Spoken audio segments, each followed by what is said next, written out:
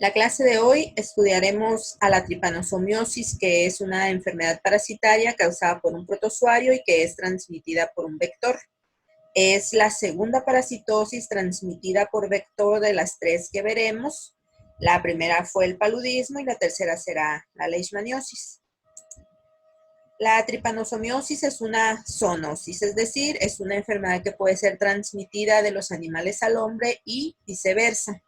Esta zoonosis es producida por protozoarios monoflagelados, como pueden ver en la imagen, que pertenecen a la familia Trypanosomatidae, al orden Cinetoplastida y al género Trypanosoma.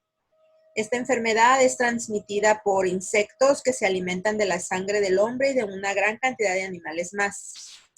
El género Trypanosoma se divide en dos secciones, la sección estercoraria y la sección salivaria. En los protozoarios que pertenecen a la sección estercoraria, las formas infectantes del parásito son transmitidas por las deyecciones del insecto vector, mientras que en la sección salivaria, como su nombre lo indica, la fase infectante del parásito es transmitida a través de la saliva del vector. Trypanosoma cruzi es el representante de la sección estercoraria, mientras que el complejo Trypanosoma brucei, integrado por dos especies, gambiense y rhodesiense, forman parte de la sección salivaria. Con base en la información que les acabo de mencionar, ustedes pueden inferir que entonces existen dos tipos de tripanosomiosis. Estas dos enfermedades van a tener diferente agente causal, van a tener distinta localización geográfica y son transmitidas por dos vectores diferentes. Me refiero a la tripanosomiosis americana y a la tripanosomiosis africana. La tripanosomiosis americana se presenta en nuestro continente y es causada por Trypanosoma cruzi. Es transmitida por vectores del género Triatoma. La tripanosomiosis americana se denomina también enfermedad de Chagas en honor al descubridor del parásito. Por otro lado, se encuentra la tripanosomiosis africana o enfermedad del sueño, que es causada por el complejo Trypanosoma brucei y es transmitida por moscas del género Glossina. Yo les voy a hablar de la enfermedad de Chagas o tripanosomiosis americana, que es una parasitosis considerada un grave problema de salud pública en el continente americano, sobre todo en América Latina. La tripanosomiosis americana, como ya les mencioné, es una zoonosis cuyo agente etiológico es Trypanosoma cruzi. Trypanosoma cruzi es un hemoprotozoario intracelular monoflagelado que pertenece al orden Cinetoplastida. Un rasgo característico de los miembros de este orden es una estructura llamada cinetoplasto, que es DNA circular que se encuentra presente en la única mitocondria del parásito. La tripanosomiosis americana es transmitida por insectos hematófagos del género Triatoma.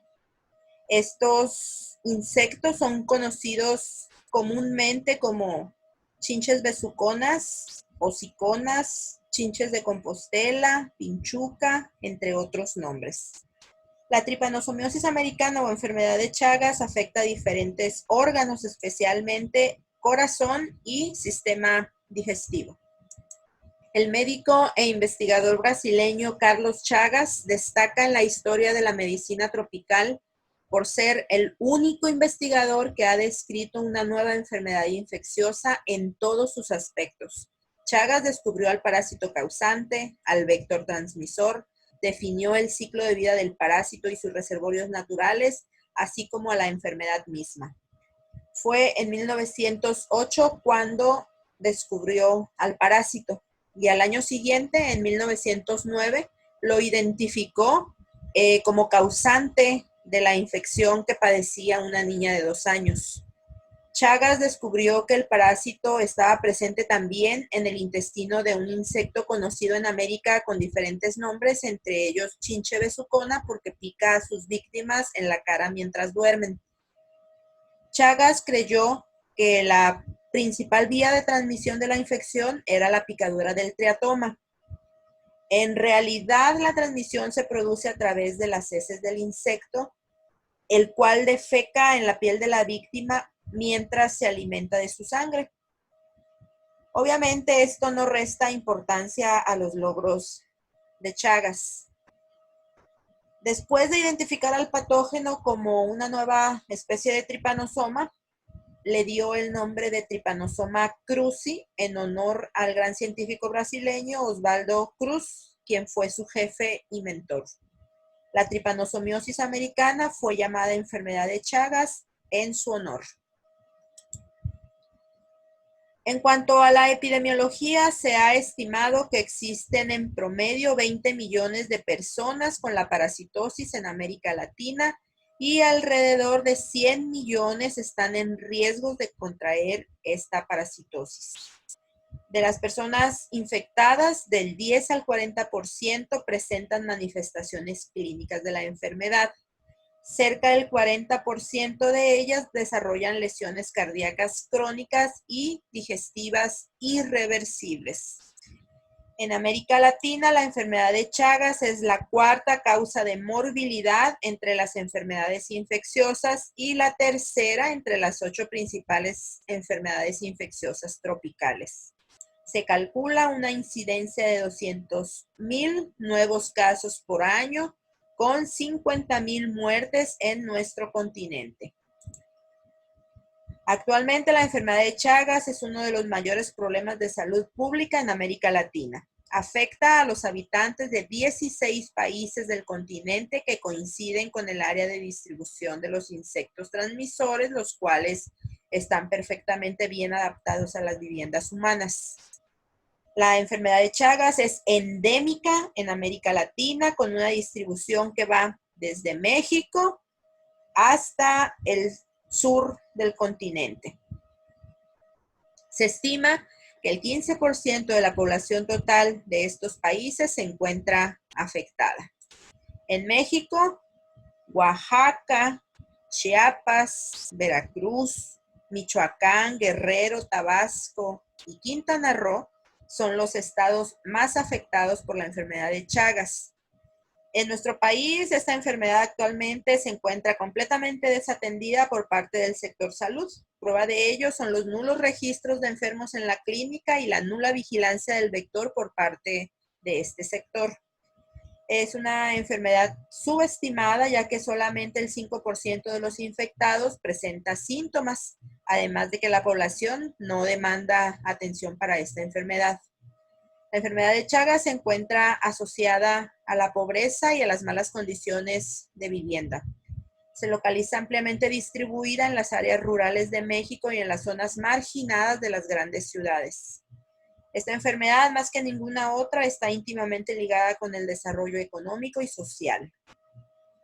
En un principio, la enfermedad de Chagas estaba confinada a las zonas rurales de la región de las Américas, principalmente América Latina.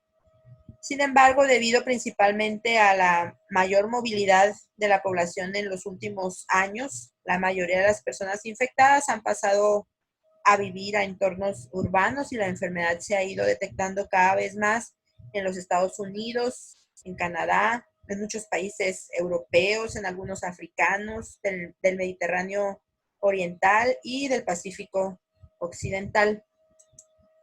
El 80% de los casos observados de tripanosomiasis americana en seres humanos se debe a la transmisión por el vector a través de sus heces. También puede transmitirse el parásito al realizar transfusiones con sangre infectada. En México tenemos una cifra importante de serología positiva a la enfermedad de Chagas en algunas regiones, por lo tanto debería ser obligatoria la prueba diagnóstica en los donadores y así evitar este tipo de transmisión. La vía congénita se considera una causa importante de transmisión de la enfermedad. Se ha descrito que el producto que nace con la enfermedad de Chagas congénita muestra bajo peso al nacer, problemas respiratorios, el más común de los cuales es la neumonía, o bien muestra alteraciones del sistema digestivo. También puede presentarse la muerte intrauterina. Vías menos frecuentes de transmisión son la vía lactogénica, La vía oral mediante la ingestión de alimentos contaminados con triatomas infectados o sus deyecciones, por trasplante de órganos o bien por contaminación accidental en el laboratorio al manipular chinches, cultivos de Trypanosoma cruzi o por contacto directo con material biológico proveniente de sujetos infectados. La presencia del vector está asociada a climas cálidos y húmedos, y si ustedes observan los dos mapas y los comparan, van a ver que la distribución de la enfermedad y la distribución del vector coinciden perfectamente bien la una con la otra. La distribución del vector se encuentra sobre todo en zonas marginadas, donde las condiciones de las viviendas presentan todas las características idóneas para albergar a los vectores de la enfermedad de Chagas. Los refugios del vector son, por ejemplo, las grietas o los huecos que existen en las paredes de adobe, en las paredes de madera, en los techos de palma, así como en estructuras exteriores como gallineros, corrales y almacenes que se encuentran en zonas rurales y suburbanas. Normalmente los triatomas permanecen ocultos durante el día y entran en actividad por la noche para alimentarse de la sangre de mamíferos, entre ellos los humanos.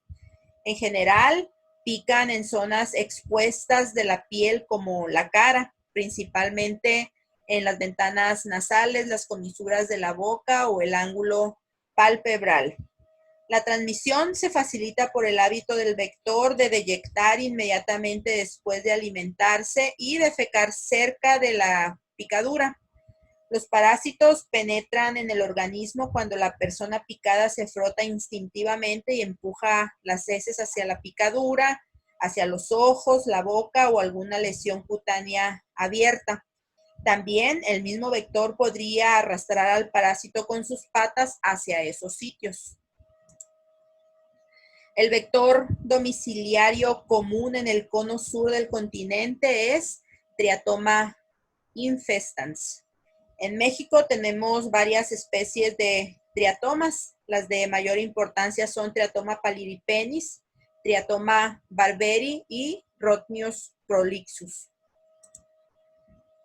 Originalmente Trypanosoma cruzi solo afectaba a los animales salvajes. Fue después cuando se propagó a los animales domésticos y a los seres humanos. A causa del gran número de animales domésticos y silvestres que sirven de reservorio a este parásito en América y que pueden albergarlo durante mucho tiempo, es difícil la erradicación de la enfermedad. En vez de buscar el control de la enfermedad por el lado del reservorio, los objetivos de control consisten en eliminar la transmisión y lograr que la población infectada y enferma tenga acceso temprano a la asistencia sanitaria.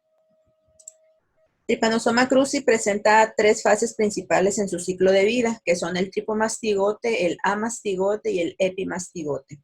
El ciclo de vida se va a llevar a cabo en dos hospederos, el vector invertebrado y un hospedero vertebrado. El tripomastigote existe en dos formas, como tripomastigote sanguíneo y como tripomastigote metacíclico. Las fases principales del parásito se van a distinguir por su forma y por la posición que guarda el cinetoplasto en relación al núcleo. El extremo anterior del parásito va a estar definido por el flagelo. El tripomastigote tiene al cinetoplasto en el extremo posterior, mientras que el cinetoplasto en el epimastigote se encuentra localizado en una posición anteronuclear. El tripomastigote sanguíneo o metacíclico es fusiforme y tiene un flagelo y una membrana ondulante que cubre casi todo el cuerpo del parásito. El epimastigote, que también es fusiforme, tiene también un flagelo y una pequeña membrana ondulante. El amastigote, por su lado, es redondeado y en él no se observa el flagelo. Para seguir hablando de las características de las fases, vamos a ver brevemente el ciclo de vida. Los tripomastigotes sanguíneos son la fase infectante para el vector, para el triatoma. Cuando éste se alimenta de la sangre de un hospedero vertebrado infectado, se lleva estas formas. Una vez en el interior del triatoma, se van a transformar en epimastigotes y se van a reproducir por fisión binaria en el intestino medio del triatoma. Posteriormente, los epimastigotes se van a transformar en tripomastigotes metacíclicos en el intestino posterior o distal del triatoma. Se van a depositar junto con las heces del triatoma y van a ser la fase infectante para el hospedero vertebrado. Una vez en el interior del hospedero vertebrado, estos tripomastigotes metacíclicos se van a introducir a las células y se van a transformar en amastigotes, los cuales se multiplican intensamente y revientan a la célula parasitada. Los amastigotes pueden infectar nuevas células cuando quedan libres, o bien pueden transformarse en tripomastigotes sanguíneos para continuar con el ciclo. Una vez dicho esto, podemos ver más características de las fases del parásito. Aquí tenemos al tripomastigote. ¿Por qué digo que el tripomastigote? Bueno, porque es el que contiene al cinetoplasto en el extremo posterior. Esta fase tiene un flagelo y tiene una membrana ondulante que cubre, como les dije hace un momento, prácticamente todo el cuerpo del parásito. El flagelo nace en una estructura que se denomina cuerpo basal o blefaroplasto. Aquí tenemos al núcleo, podemos observar que esta fase es fusiforme y que tiene una longitud de 20 a 25 micras. El tripomastigote sanguíneo, como su nombre lo indica, se encuentra en la sangre de los hospederos vertebrados. Es la fase infectante para el triatoma, es una forma no replicativa y se va a transformar en epimastigote.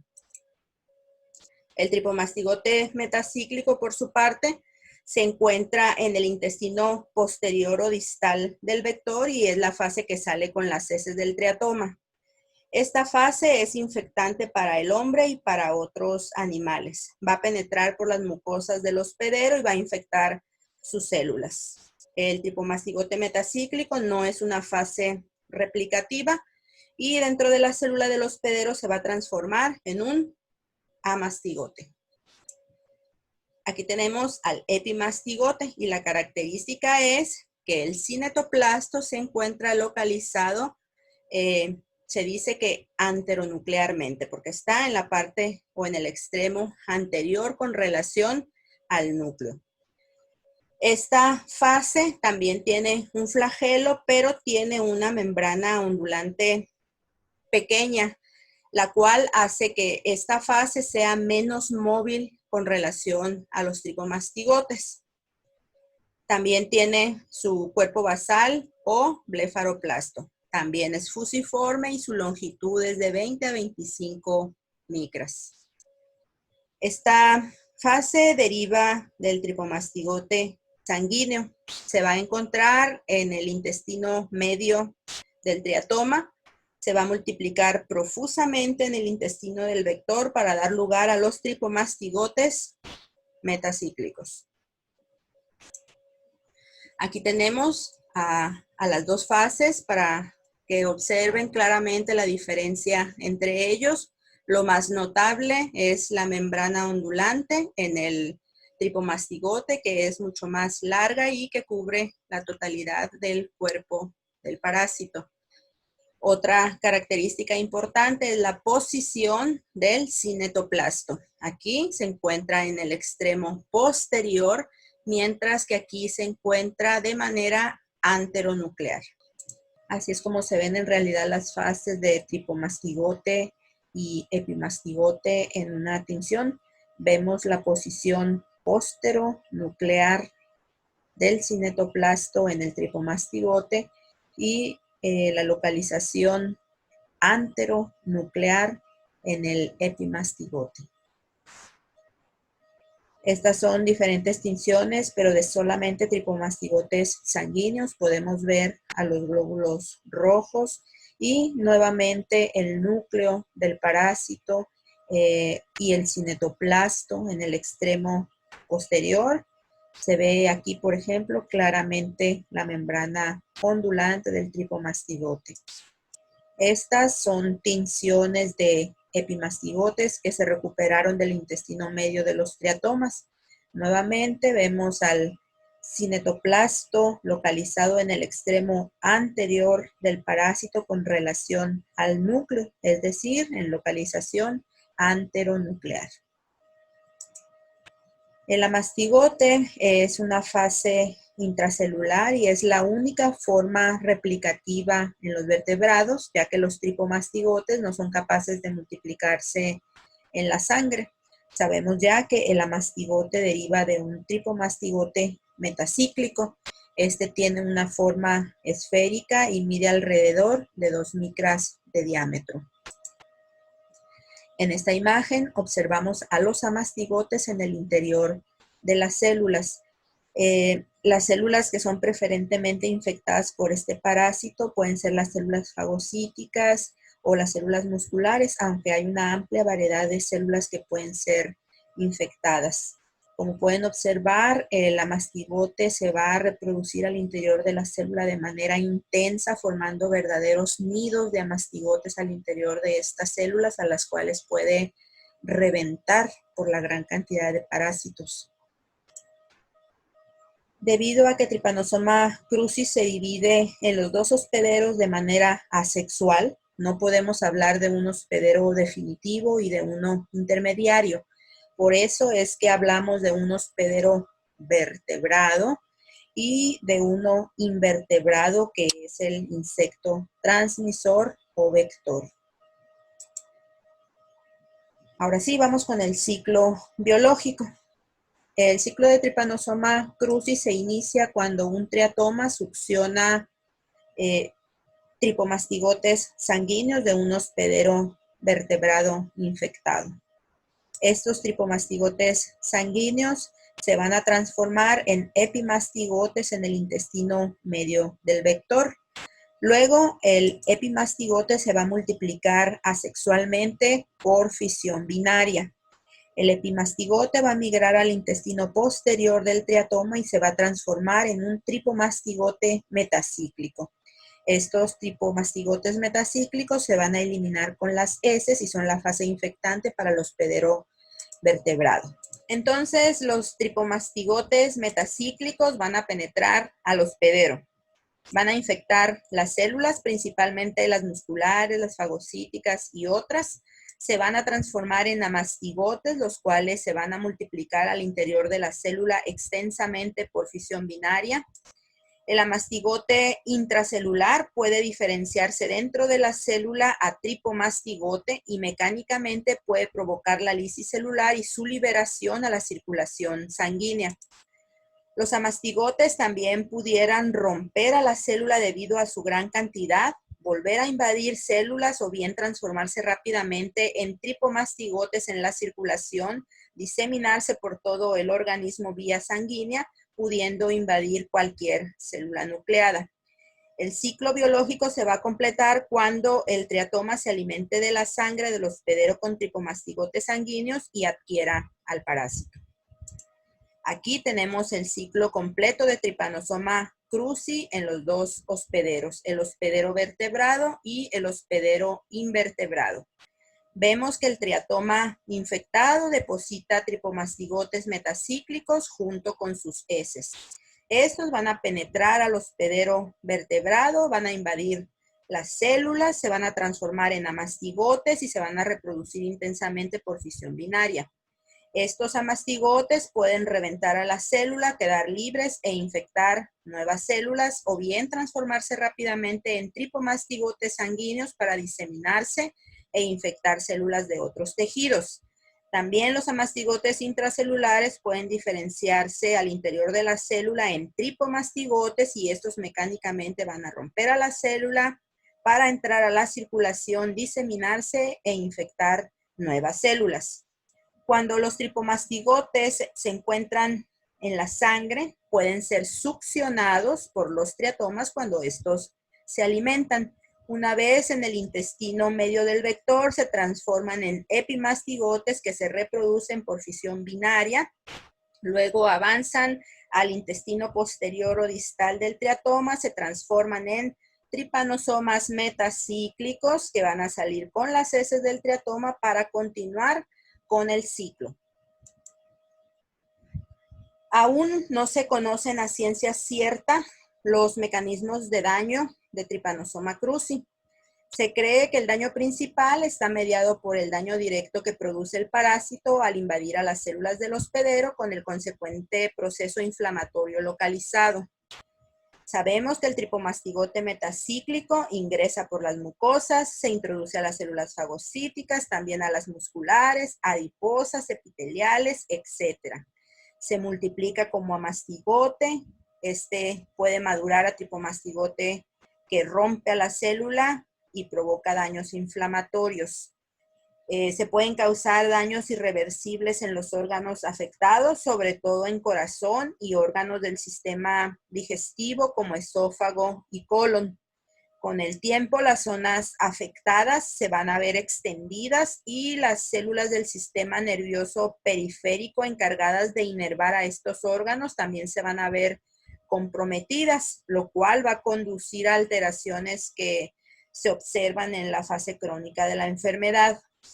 La miocarditis chagásica crónica es consecuencia de una fibrosis progresiva en el miocardio con escasa presencia del parásito, pero que es de larga persistencia, debido a que el parásito evade la respuesta inmunológica ya que cambia sus proteínas de superficie. A esto se le llama variación antigénica. Las lesiones del tubo digestivo están relacionadas con grados diversos de destrucción de células nerviosas y también con procesos inflamatorios a nivel local. El periodo de incubación de la enfermedad de Chagas varía de 4 a 2 semanas aproximadamente. La enfermedad tiene 3 fases, que son la fase aguda, la fase subclínica, que también se conoce como silenciosa o indeterminada, y una fase de tipo crónico. En la fase aguda se observa una infección activa. Esta es la forma más grave, sobre todo en los niños, en los cuales puede causarse la muerte debido a alteraciones del sistema nervioso central, como por ejemplo encefalitis, que en el 50% de los casos es letal. También podría observarse algún trastorno cardíaco como la miocarditis. En la enfermedad aguda se pueden encontrar parásitos en la circulación sanguínea 4 a 6 meses después de la infección. Sin embargo, la presencia del parásito en la sangre va a ser más intensa durante el primer mes. 1 de cada 30 individuos infectados va a desarrollar la fase aguda. Ahora vamos con la fase subclínica, que ya dijimos que también se conoce como indeterminada, la cual es silenciosa, es decir, es asintomática y puede estar latente en el individuo de 10 a 30 años. En esta fase, la presencia de parásitos circulantes es muy rara. Generalmente se descubre esta enfermedad de manera accidental, porque los individuos sí generan anticuerpos específicos contra Trypanosoma cruzi y por lo tanto van a mostrar una serología positiva. 60% de las personas infectadas se van a mantener en esta fase subclínica. En la fase crónica, esta se va a desarrollar después de 10 a 30 años y se observarán alteraciones sobre todo de tipo cardíaco, de esófago y de colon. Se ha estimado que del 30 al 40% de las personas infectadas van a desarrollar esta fase. Alrededor del 30% de estas van a presentar fallas cardíacas, el 10% aproximadamente presentará alteraciones crónicas digestivas como agrandamiento de esófago o de colon y 3% va a presentar alteraciones de tipo neurológico. Con el tiempo, la infección puede causar muerte súbita por arritmias cardíacas o insuficiencia cardíaca progresiva, como consecuencia de la destrucción del músculo cardíaco y de sus inervaciones. Durante la fase crónica no se observa al parásito en sangre, ya que este permanece oculto principalmente en el músculo cardíaco y digestivo. El chagoma de inoculación pues va a ser una reacción inflamatoria que se va a presentar en el sitio de inoculación. Además, en esta fase pueden presentarse fiebre, dolor de cabeza, agrandamiento de ganglios linfáticos, palidez, dolores musculares, dificultad para respirar, dolor abdominal o torácico, taquicardia, esplenomegalia, entre otros. Durante la fase crónica se va a observar miocarditis, cardiomiopatía, fallas cardíacas congestivas. A nivel digestivo se va a presentar un crecimiento exagerado de las vísceras, como un megaesófago o megacolon. También hay agrandamiento de corazón, a lo cual se le llama cardiomegalia, y también puede haber síndrome megahepático. Debido a que Trypanosoma cruzi se encuentra en la circulación sanguínea durante la fase aguda, las técnicas de laboratorio se basan en la utilización de una muestra de sangre para detectarlo. Con esta muestra de sangre se puede realizar un frotis o una gota gruesa, se puede hacer una tinción y observar la morfología característica de los tripomastigotes. También se puede inocular esa sangre en animales de experimentación o hacer un hemocultivo en el medio NNN. Se pueden hacer también biopsias de ganglios o pruebas moleculares como la PCR. También se pueden realizar técnicas inmunológicas. La prueba de referencia para el diagnóstico de la enfermedad de Chagas en su fase aguda es el genodiagnóstico. El genodiagnóstico consiste en utilizar triatomas no infectados que serán colocados sobre el antebrazo del paciente durante unos 20 a 30 minutos para que se alimente de su sangre. Hay que recordar que la picadura del triatoma es indolora. Los insectos se van a mantener en el laboratorio y a los días 7, 14 y 30, después de haberlos alimentado con la sangre del sujeto sospechoso, se van a efectuar observaciones de las heces del triatoma bajo el microscopio para buscar al parásito. La utilidad de esta prueba es mucho mayor durante la fase aguda, ya que es cuando hay una parasitemia importante. A fin de realizar un diagnóstico en la fase indeterminada o en la fase crónica, se pueden aplicar métodos inmunológicos de tipo serológico, porque recuerden que les mencioné que los individuos infectados, aunque tengan muy bajos niveles de parásitos en sangre, pues generan una respuesta inmunológica y producen anticuerpos específicos contra el parásito. Las técnicas serológicas más utilizadas son la hemaglutinación indirecta, la prueba de ELISA, la inmunofluorescencia y la inmunodetección en soportes sólidos, que es el Western blot. Todas estas técnicas inmunológicas también se pueden utilizar en la fase aguda. El nifurtimox es el fármaco más eficaz en los casos agudos y crónicos tempranos. Su mecanismo de acción es la inhibición del desarrollo intracelular del parásito. El benzimidazol se ha prescrito también con éxito para el tratamiento de la enfermedad. Ambos fármacos van a ser más eficaces cuando se administren al inicio de la infección, es decir, durante la fase aguda. Su eficacia va a ir disminuyendo conforme avance el tiempo de la infección. La profilaxis tiene que ver con el control vectorial. Este es el método más útil para prevenir la enfermedad de Chagas en América Latina.